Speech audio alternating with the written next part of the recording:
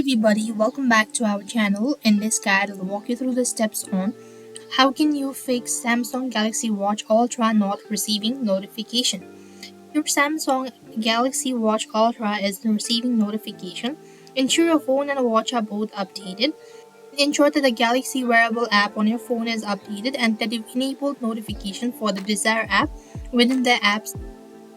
You could also verify that notifications are enabled for the apps you want to receive on your watch in your phone's notification settings as well. You could also ensure that do not disturb sleep mode and flight mode are disabled.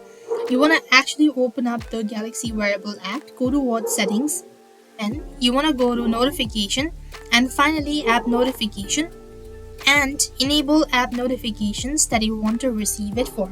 After doing this, you should be able to fix it. So if the issue still persists on, you could also try restarting both your phone and your watch. And if the issue persists on, try uninstalling and reinstalling the Galaxy Wearable app on your device. That could be able to help you out. If nothing seems to be working out, then contacting the support team or Samsung support would be a convenient way.